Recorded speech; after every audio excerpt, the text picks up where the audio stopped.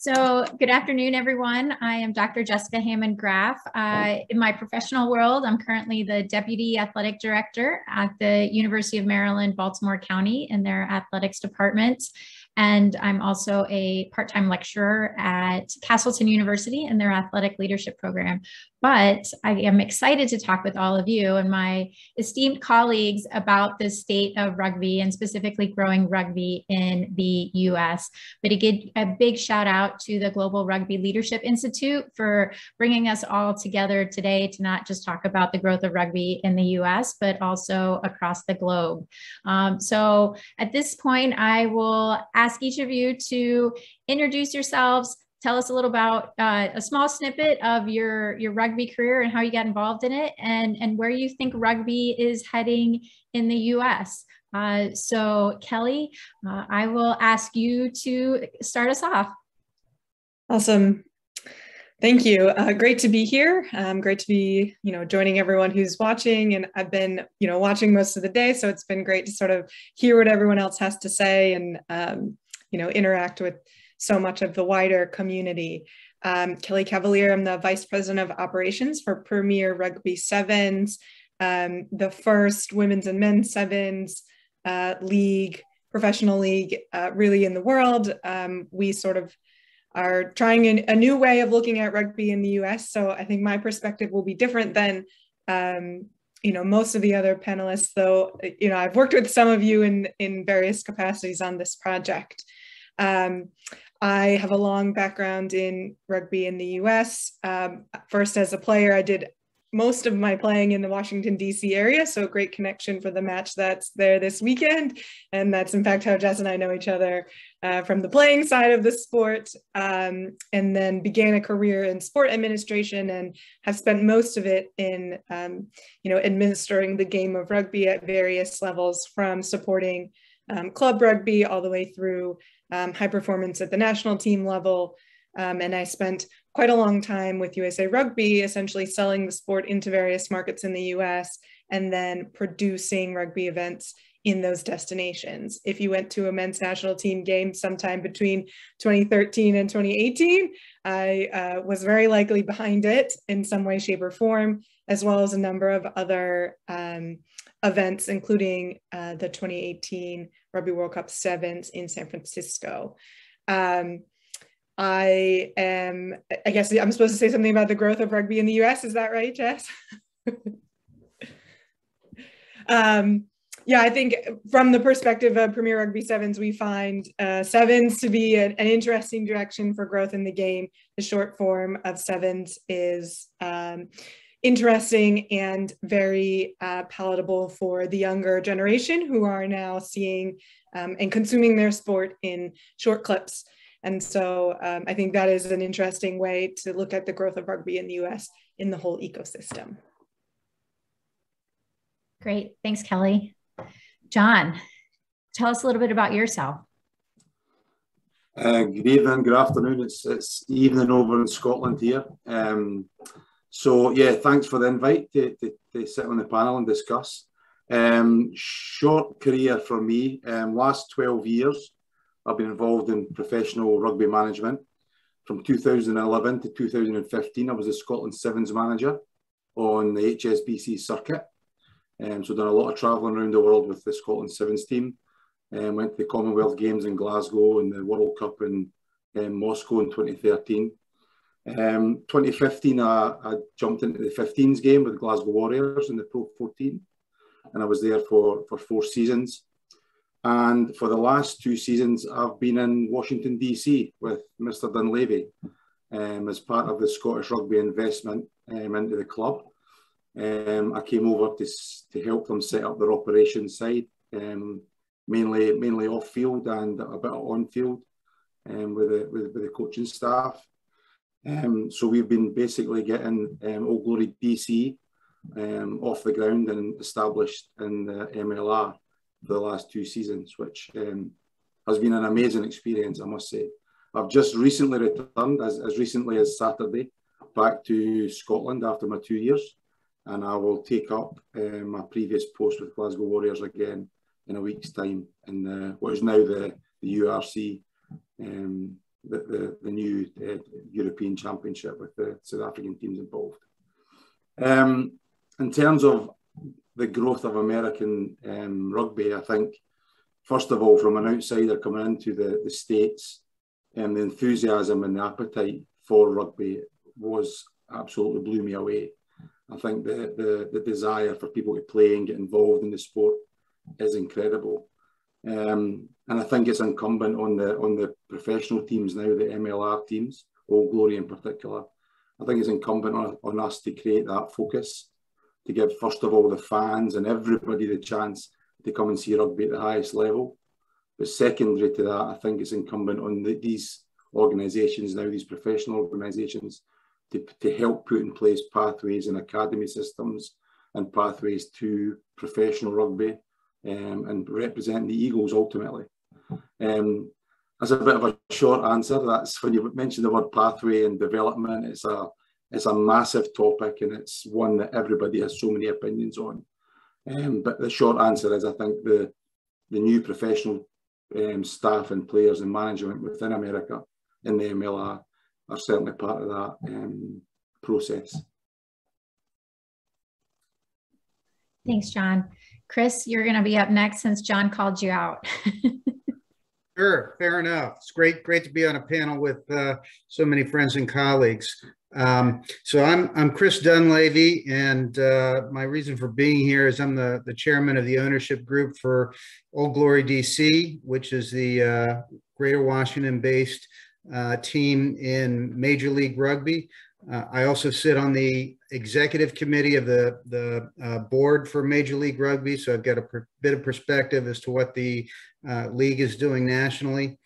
And I started with my interest in rugby playing, like Kellie, playing here in the Washington area as a club player. I played for the Washington Irish for many years on and off, from 1989 really through 2018, and still get out for a training every now and then. And got involved in 2018 in launching this team in Major League Rugby. We were sort of invited into it as the league was forming. The league actually got underway with 7 teams, mostly clustered out west in 2017, but has rapidly grown since then. And in late 2017, I remember I actually got a one-line email from a guy I had never met before in New York named James Kennedy, who said, starting a new rugby team in New York, comma, need regional rivals, comma, will you start one in DC, question mark. And that was it. That was my introduction to Major League Rugby. And it's felt like some combination of a slippery slope and a roller coaster ride ever since, but a fantastic experience I wouldn't trade for anything. As far as the growth of rugby in the U.S., I mean, clearly that's what we're all about. We've created this league for the sake of building awareness and interest in the sport in U.S. At Old Glory, our mission is very much about growing the sport in our region, that is not just functioning as a professional team and a source of entertainment for sports fans, but growing the grassroots pathway from the youth level up through the high school and collegiate levels within our region. And that's because of our love for and our belief in the sport. I think, and we think, rugby stands in great contrast to the values that we see embraced in most of the very visible professional sports in the U.S. Rugby is about inclusiveness. It's about community, both locally and worldwide. It's about an ethos of mutual respect and total commitment and intensity that I don't see embraced anywhere else. And we believe that that's a sport that has great value and lessons for youth development, for personal development through sport, as well as a fantastic entertainment product. So we're committed to growing it at all those levels. and are very excited to be doing that both through Old Glory here regionally and Major League Rugby across the country. Great, thanks, Chris. And we're going to dive into some of that in a little bit more detail here. So, Gary, what's your story? I'll try and keep it short, but thank you very much for the opportunity, and thank you to John and everybody that's put this together. It really is a privilege for us to be a part of it, and thank you for including us. My rugby story is nothing like a lot of the people that have spoken before today, but I was born in South Africa. I'm now based in Canada as a Canadian citizen in Vancouver. But I was born in South Africa, and like many South African schoolboys, I played up to in my first team at school. But I actually subsequently also found out that I had more talent with a hockey stick and an ice hockey stick, funny enough, in South Africa. So I represented South Africa in both of those sports at an international level. And ultimately, I heard the previous speaker in Atlanta that was I retired off the Atlanta Olympic Games. So I have an empathy for athletes and the pathway processes and the transition processes and everything else that goes on in an athlete's life. My transition out of my competitive career was into technology. I spent the better part of 3 decades now building technology, including business intelligence, analytics, artificial intelligence. And most recently, I was involved in Vancouver. Well, I got it in about 2013, not recently. I got involved very early in the cryptocurrency and blockchain space, and we started developing some really cool, exciting and pioneering projects to really understand how transformative that technology is.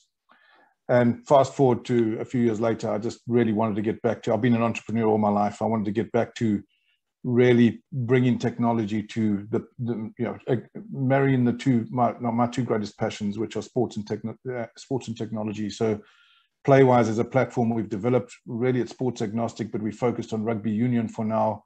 We've identified everything that everybody's been talking about today: the player pathways, player opportunities, post-career opportunities. How do you do all these things? How can we make it? How can we use technology to make it more efficient? And that's really what we're doing with PlayWize. The rugby community, as Chris alluded to there, it's been around forever, for hundreds of years. It's a great ecosystem of people globally. It's been around for hundreds of years and will be around for another hundreds of years.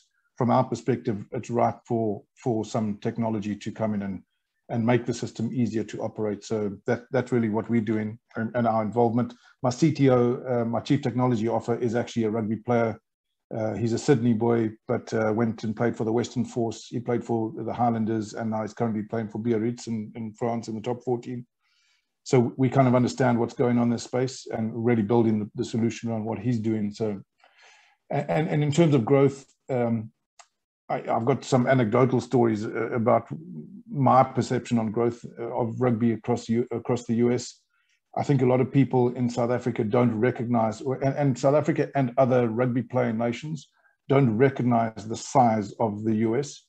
Somebody alluded to it earlier that there were already 45 million self-identified rugby supporters.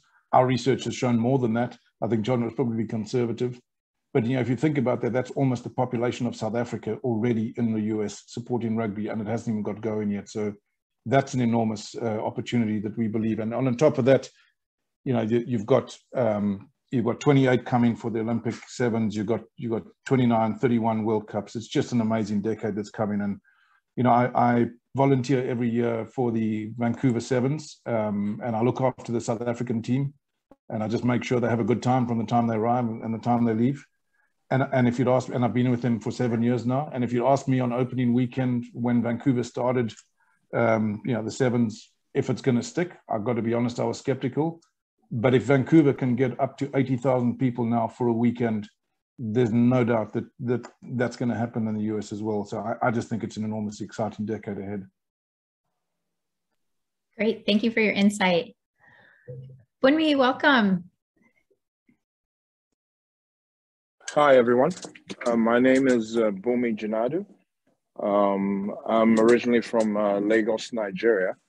My introduction to rugby was growing up in England, going to public school in England, prep school. And the first contact sport that was introduced to us in public school was rugby. Actually, before football, soccer. Even though now I'm serving as the senior advisor for the state of Maryland for the 2026 World Cup bid. My actual first game and the one that I was more proficient in was actually rugby. As far as the game is concerned in the US, in my soccer experience, I believe the game of rugby has the opportunity and the potential of surpassing soccer only if it's introduced in a way from the foundational level, i.e., similar to what FIFA is doing in soccer with football in schools.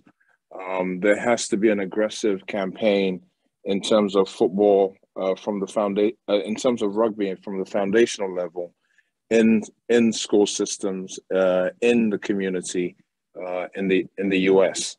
With that said, outside of that, the fact that it's a rectangular sport, the transition from bringing in the World Cup, FIFA, and other soccer rectangular sporting events, the transition into rugby sevens and 15s, bringing it into those communities is a very smooth transition. And in terms of promoting the game in the US, the lessons learned that we can learn from bringing all these other sporting events to the US, I think the game of rugby can take advantage of best practices and what have you, and really catapulting the game in the US. So staying on that thread a little bit, so how would you imagine, the Rugby World Cup helping grow rugby in the US based on your experiences with soccer? Can you unpack that a little bit for us? Yeah, definitely. First and foremost, you have to look at anything that you start, especially, if it's growing the game of rugby, you have to liken it onto building a house. And building a house, the first thing you do, you have to lay the foundations. And I'm alluding basically on the foundations of the game. In the foundations, you have, the marketing aspects of it, the basics of the game. Rugby is not American football. Rugby is not soccer or football. Rugby is rugby. So in terms of promoting the sport in the US and what have you, those basic elements, of development and educating what the game is all about, I think will be a great, outside of all the other points of departures, but I think that would be also a great points of departure. When I was schooling in England, the way rugby was introduced to me was completely different to the way it was introduced to me, to the way soccer was introduced to me. At that time in my life in England, it was, in public schools, you played rugby. Soccer was more for the comprehensive schools, so to speak, i.e. the free education. So it was more of a class. It was more of a class sport than anything. We've had and that was back in 1980. 83, 85. But now the game has had enough time to grow, and with historical data with different communities around the world. So now it's more of a time to see, how do we position the sport in the US, differently, and how do we learn from some of the things that were incorporated in the class system, from England, from Scotland, and all the countries around the world, to make it a more, to unclass it and, to make it a more open sport. for everybody that has the gusto to play. Great. Yeah, thank you very much. And Blaine, I apologize, I didn't realize that was you at that conference table. It's quite all right. Hi everyone, my name is Blaine Scully. Most of my experience has been on the playing side. So I graduated from the University of California at Berkeley, where I played rugby there, and then played for the US team for the last 10 years, and then overseas in the UK for both Cardiff and Leicester. I had fortunate to play in a few Rugby World Cups and the Pan American Games, and just had an incredible experience on the playing side of the sport. As far as growth in the US, I think everyone's kind of touched on many of the elements that I think will contribute to what we believe is a massive opportunity, and what the likes of Chris and Kellie have talked about from the top end of the game. And then we also spoke about the pathway. I think our solution is going to be somewhere in the middle of some of the other models around the world, but it's also going to be uniquely American. We have this interscholastic sports model, which is really important to our DNA. But the regional infrastructure that entities like the MLR can provide in those geographies is going to be hugely important, as well as equal opportunities that PR Sevens is providing for both men and women. So I think we're going to have this simultaneous top-down, bottom-up approach with the connectivity, which the top will allow the exposure and the opportunity to see the game, and then those new fans are going to be able to be activated on the ground and have infrastructure to go and compete and play in. And I know I'm super excited about youth, high school, women's rugby, and I think the World Cup, while it's a really important event, it's about the groundwork that each and every person who contributes day in and day out to growing the game that's really going to make the impact. Yeah, absolutely. And Blaine, I know you've had some experiences with the Play Rugby Foundation. And can you talk a little bit about how the US can continue to grow rugby in underrepresented communities? I think rugby has such a unique value proposition that it is so accessible. Chris mentioned the inclusive nature of it.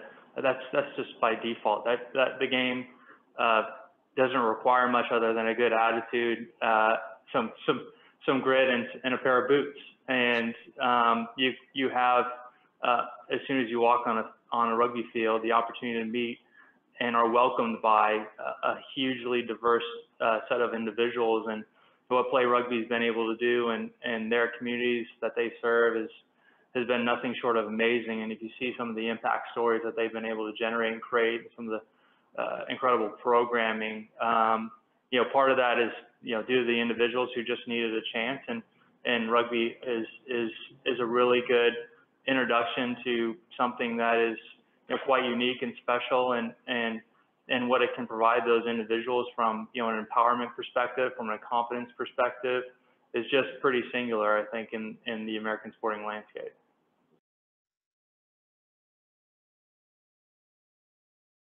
Page. I might have been trolling you earlier, but there was also an article in the Washington Post about the new HBCU initiative with 2 women starting rugby at Howard University, and they have the James G. Robertson and Clive Sullivan Rugby Foundation to really bring rugby to Morgan State, to Bowie State, to the University of District of Columbia. So it'll be really exciting to continue to broaden who has access to rugby and how we're being inclusive. We all talk about how inclusive rugby is. There's a position for everybody, but how we're accessing some of the different communities that might not have readily been exposed to rugby the same way as other communities have accessed that. And either Chris or John, can you speak to the new announcement that Major League Rugby and the partnership with USA Youth and high school rugby, and why that's an important initiative? Yeah, I'll start on that and invite John to comment further if he wishes. I think that's reflective of our belief that we really need to drive growth of grassroots rugby region by region to be effective. So it's really going to be incumbent on our individual teams in individual cities like Old Glory and DC to build out and support the pathways within our region. That said, it's important for the league to be behind those efforts and for the league to provide a national visibility and window into the kinds of support we give. So the league has invested in the development of, let's call it a grassroots support program. And the announcement you reference is really about us putting our own staff in place at the league office level, doing everything from making sure we're supporting schools nationwide in introducing rugby into their physical education and sports curricula, providing balls for them to use and equipment for them to use and forms of instruction for them to use to help build that grassroots support. I do think as positive and strong that league level effort is, that it really is going to be driven more community by community. You know, I referenced earlier, rugby is about community. It's about people interacting within the broader parts of the community in their region. And that's why I think we're going to be investing an awful lot of attention in that this fall and in coming years through things like our academy system, which we've begun to build at different levels, as well as supporting the network of existing clubs and organizations out there with all kinds of support, ranging from coaching support from our professional coaching staff to financial support and sponsorship of their activities. So we're greatly looking forward to putting all those efforts in. John, anything you care to add to that? Just to jump on the Howard story, and I mean, Takunda, who one of the girls who was the main drivers behind that, I mean, she came on our radar about a year ago, just after COVID started. We tried to start up our academy program for the first time, which was obviously difficult during COVID. And Takunda came into our program there on the under 19 girls program, and she was a driving force within the group. The girls group grew really quickly, much quicker than the boys group, I have to say, at under 19. And the mainstay of that group are still together to this day. I think they're playing this Sunday up at the Navy Academy against the North Carolina girls team. So yeah, I just needed to give a shout out to Takunda. She was amazing. She's driven and created that link between Howard and our club, and I think we provided a set of strips for them to play their game last week through Tim Brown, our pathway and community manager. So yeah, I mean, we're just starting to see the first shoots and the roots of the things that Chris has mentioned there. And as I say, the past 18 months has been really difficult with COVID, but we're really starting to see the club reach out and start to influence and impact and support a lot of really keen rugby enthusiasts out there, which I think is just, the future is really bright in our area at the moment. Right. And you bring up a good point with, the women growing faster than the men, right? There isn't this collision contact space for the women in other sports as readily as men participate. And so, Kellie, how do you see your role with PR Sevens, like really creating this pathway for women's rugby players?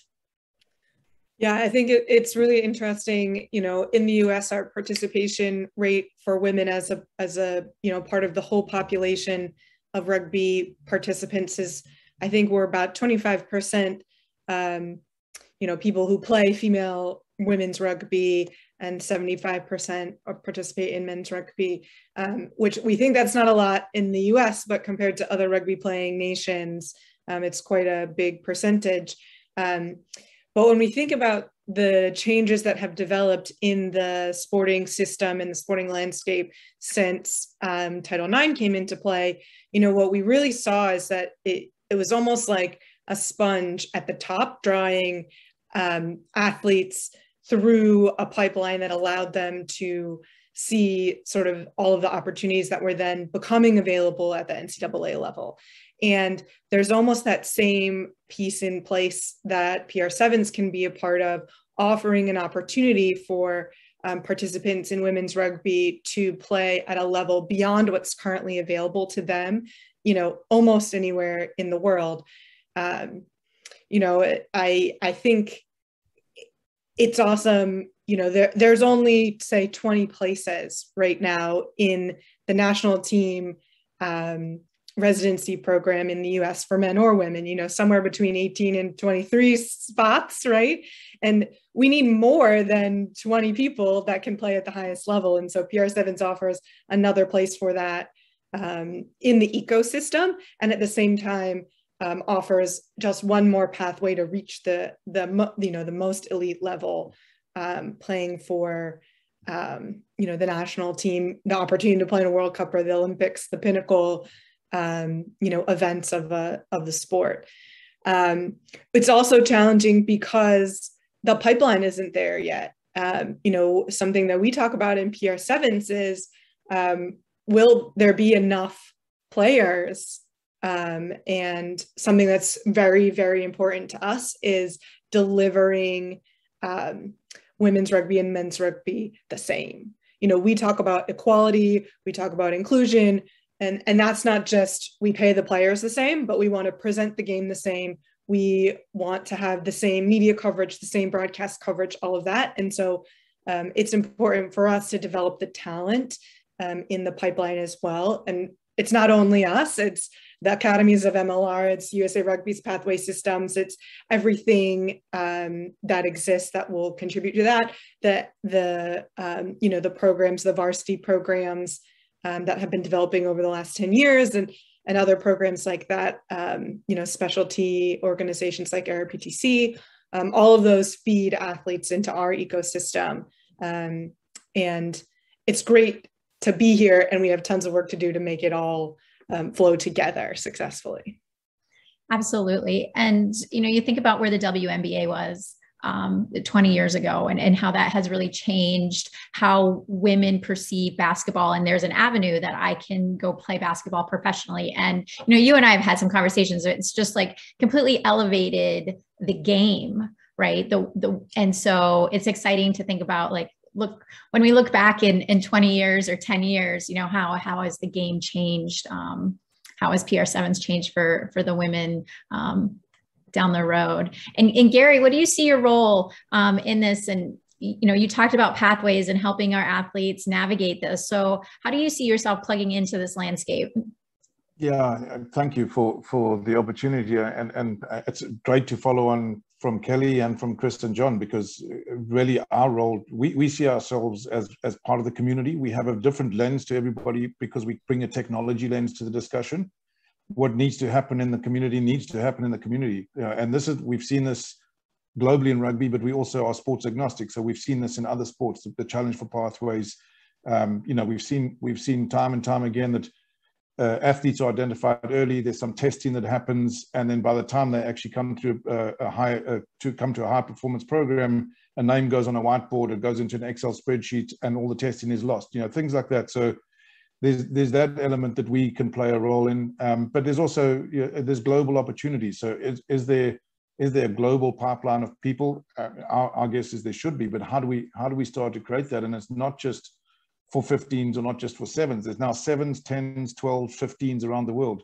There's the same groups of athletes want to participate in different parts, different competitions. So how can we make that easier for everybody to participate, to find each other, to connect with one another? How do we find it easier for teams, leagues, and federations to find athletes? How do we make it easier for athletes to find these opportunities around the world and to connect with the teams and leagues? So to us, we're just a part of the conversation. We're a service to the conversation. We want to be a part of the conversation to help in delivering these pathways, to help in delivering opportunities.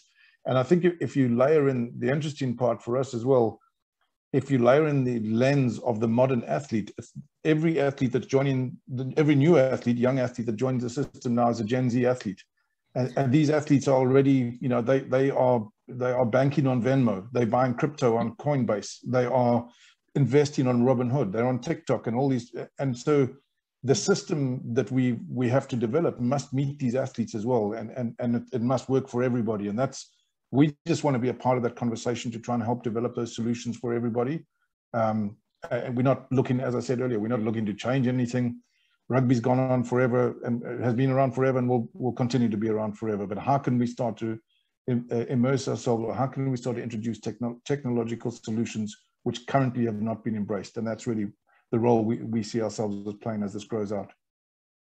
Yeah, absolutely. We all, in my work in college athletics, right, our coaches always want to find the next biggest, fastest, strongest athlete and help them, you know, achieve their goals. And, you know, this is the same with rugby. Where's the next athlete coming from? And it sounds like your program can really help coaches and administrators identify where those athletes are. And it's data. Also, I mean, go ahead. Sorry to interrupt. I was going to say it's just about tracking. I mean, the pathways are all about tracking. And if you can't track the data of the athletes, then you're not really getting the benefit of the pathways. And a lot of the data that's been tracked at the moment ends up in data islands.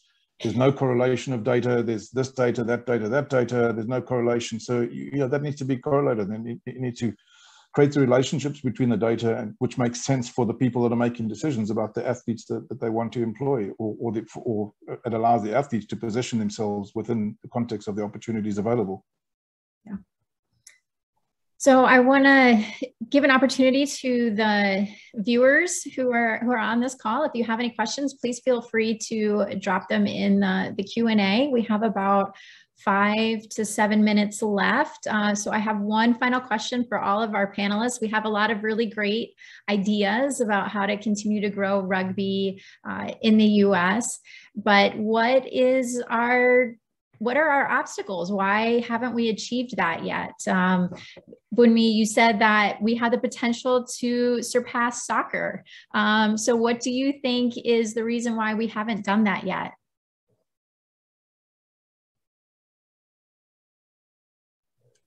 Is that a question for me?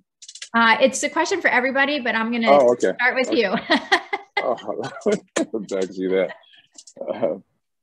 I mean, you know, a journey of 1,000 miles begins with a step. We haven't done it because, you know, rugby is still compared to some other sports, is still fairly infant in North America. However, I think that is an advantage because, once again, you can learn, you know, from other sports, and you know, it takes time to build a community. Somebody did mention earlier in the sessions that rugby is about building through communities, not a fan base. So, you know, depending on where that community is, you know, and how they've been introduced to the game of rugby as opposed to all the other sports, it takes time to build a house. You got to put one brick layer at a time, but you got to start with the foundation. You know, rugby in schools, you know, again, all the panelists have mentioned, they've touched on player pathways. So all this is all a combination of the production value chain of what makes, what is going to give and catapult the game of rugby in North America.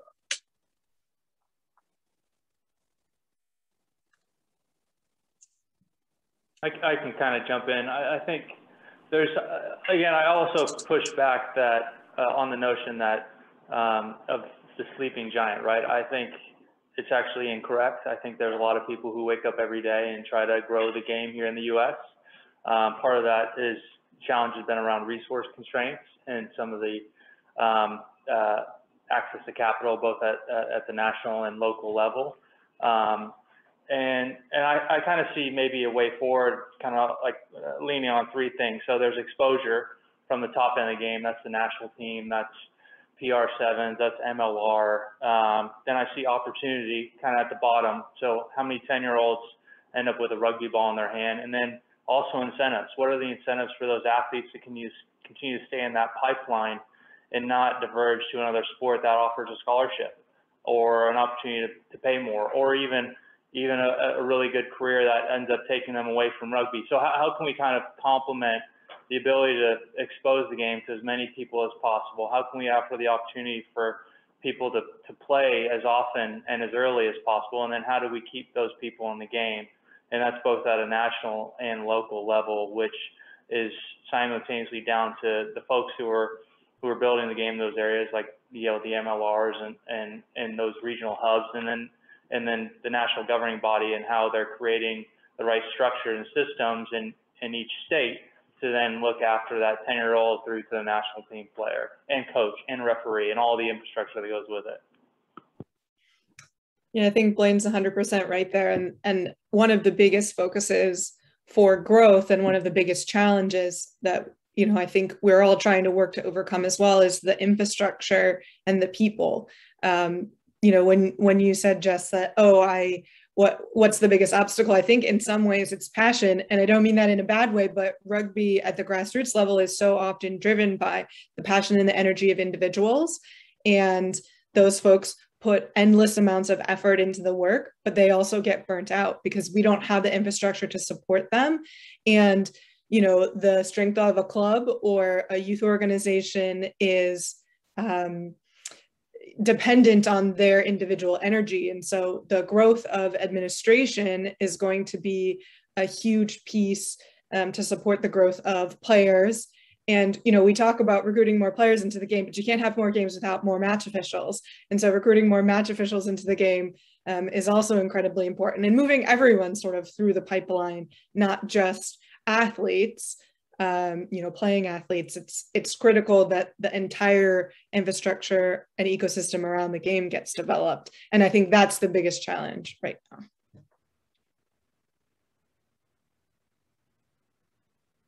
Yeah, I agree, chiming in with Kellie and Blaine on that. It shouldn't be underestimated what a massive undertaking it is to build out that infrastructure at all those levels and engage with all the issues of inclusion and equity and make the sport work the way its values say it should within the context of what's economically feasible. I think an example of that is, one, I greatly applaud Kellie and everybody at Professional Rugby Sevens for the approach to gender equity in what they're launching and the equal pay for women and men. And here I sit trying to build the first major professional rugby league in the U.S. and we do give an awful lot of attention to inclusion and gender equity in our development of our pathway. But in the professional game, and we're working to make it work as a professional sport, and we think we're a step away from being able to make it fully gender inclusive. And I think that's an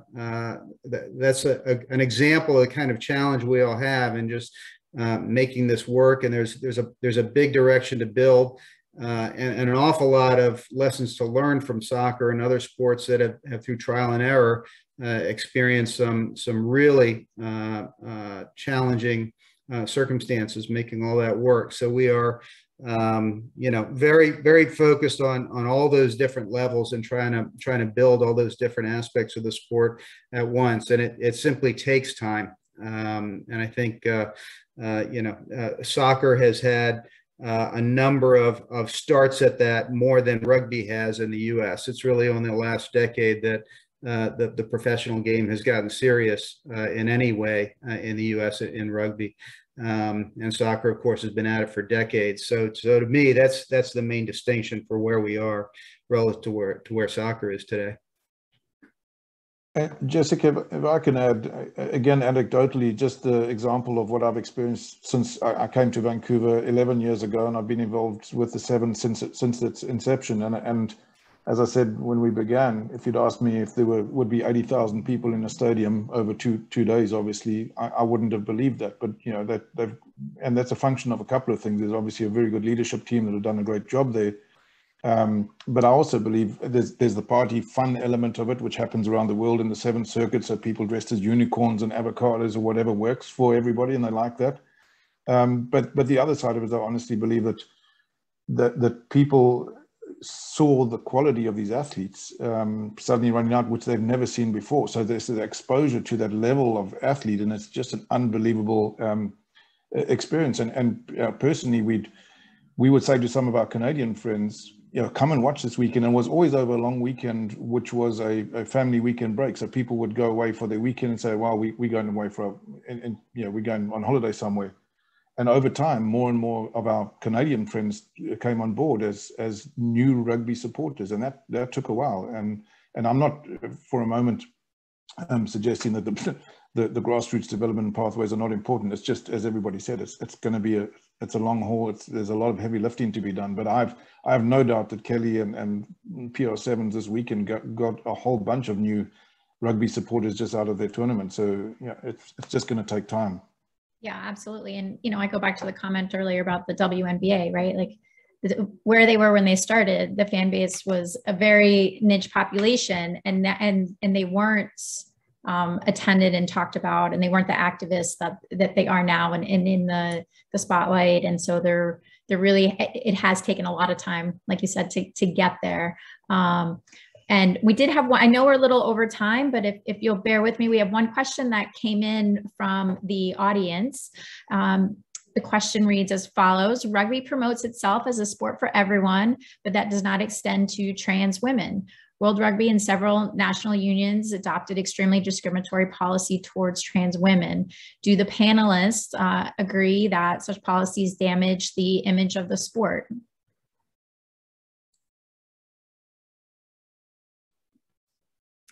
I'm happy to jump in there, and other folks can as well. But, from my personal perspective, inclusion should be at the heart of every sport, rugby specifically. And I think the values of rugby stand on inclusion as a core tenet. And I much more appreciate the way that North American unions have gone on this issue than those some elsewhere in the world, and World Rugby as well.